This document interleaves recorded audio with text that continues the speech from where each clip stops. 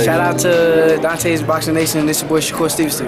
Follow me on Instagram, Twitter at Shakur Stevenson.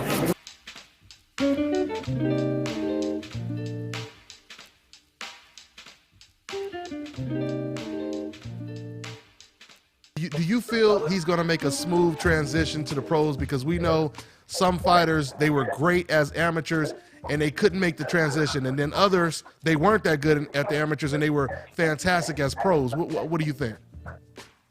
Well, I mean, Shakur is basically, you know, you have the one of a kind in boxing sometimes. Sometimes you might get lucky in a generation and get, you know, in a decade, probably get 2, 3, 4 great. But Shakur, the difference between Shakur and a lot of people, if you look at him, he comes from that pedigree of Andre Ward or Floyd Mayweather or Roy Jones and all the greats. You know what I mean? Because why? They don't think physically, they think mentally. You know, Lomachenko, Rigondeaux, they're mental thinkers. That's why they destroy you in the ring. Because why? They just don't go off, they don't just react to things.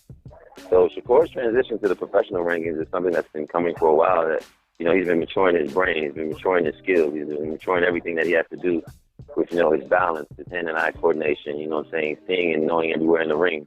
So, yeah, I feel like the transition, you know, the time, you know, people say it's being an amateur star is way different from being a professional. But being an amateur star, knowing that what you're trying to get to is what separates you from people saying that, hey, it's going to be a hard transition for me. No, Shakur's been preparing himself to go professional for a while now. Ever since the headgear came off, he was the first one to be excited about, hey, this is helping me get ready for the professional. So, yeah, he's ready. He's ready for the rounds. He's ready for the minutes. You know, we're just ready to, you know, see what happens. Absolutely. And he's going to be fighting at 122 or 126? 126 right now. And we're going to see how that goes. And then after that, you know, we're just going to climb the ladder. And, you know, wherever he feels comfortable at, we'll go at that one. And we'll just try to conquer every weight class we can conquer. And I hate to fast forward on you too far, Kay, but I gotta mention it because it seems like a mouth-watering fight. It seems like there's only a couple people that can compete with Lomachenko. You know what I mean? And it seems like, what do you think? It seems to me like Shakur Stevenson, he would match up really well with a Lomachenko maybe 2-3 years from now. I mean, I feel honored that you look at it that way. You know, I mean, that's a great thing. I mean, a lot of people said Lomachenko couldn't make the transition to become a world champion in the pros, and look at him now. You know, from being an Olympic star to being a world champion. I feel like, you know, Shakur will rise to the occasion. If it comes, it comes. You know what I mean? I'm glad that you look at my kid as him being one of those potentially to go ahead and face Lomachenko. And believe me, if it comes our way, hey, we'll be ready. You know, so I can't speak about the future. I can only speak about the present right now. So 2017 is something that we're trying to knock down, and then, you know, 18 or 19, if it comes about and Lomachenko's around and he's in our path, it's who we have to, you know, that's the door we have to walk through. Now, I know when Floyd Mayweather turned pro, his dream, almost from the day he turned pro, his dream was to fight Oscar De La Hoya one day. There you go. When it comes to Shakur Stevenson, has he talked to you about dreaming about fighting anyone one day in a big pay-per-view fight? To be honest with you, I mean, Shakur has a lot of dreams, you know what I'm saying? And he's been making all his dreams become reality. So Shakur's a kid that he doesn't want to take no shortcuts. He wants to fight whoever's the best. Mm-hmm. To be the best, to say you're the greatest, you have to fight the best. So if you look at it, 126 has a lot of great fighters in there. So to just, you know, point your finger at one fighter, it's kind of hard because after you beat that one fighter, they're going to say, hey, you got to beat this guy. Yeah. So right now, Shakur wants to fight everybody. He wants to fight everybody.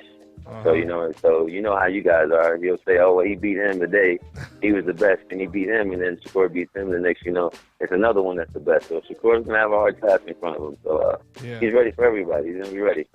Absolutely, man. Well, I really look forward to it. One more time, just to give me a ballpark. When did you say he may turn pro?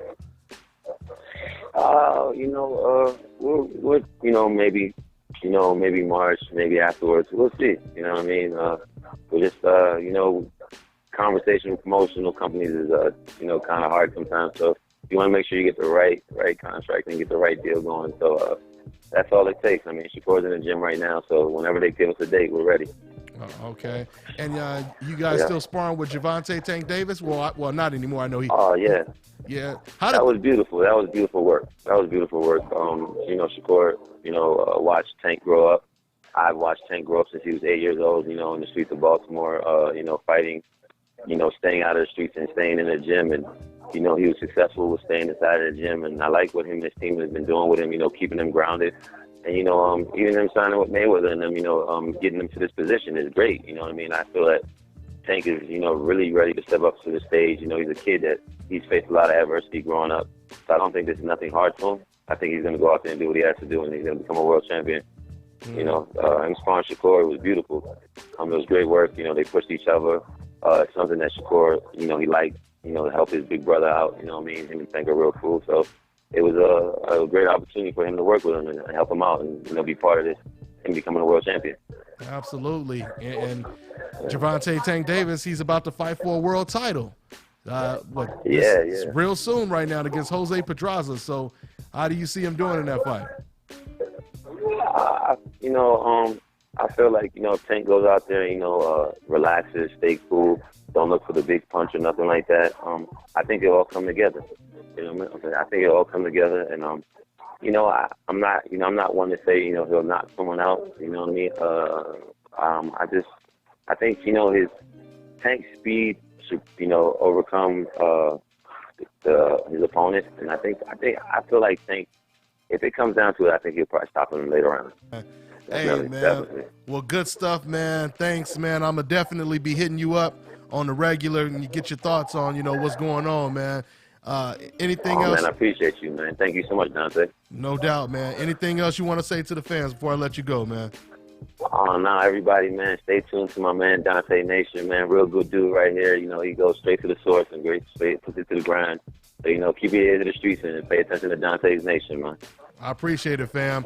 All right, Kay, I'll catch up with you, man. Man. All right, take care. All right, my brother. Thank you. All right, bye. This is Bobby, and you're watching Dante's Boxing Nation.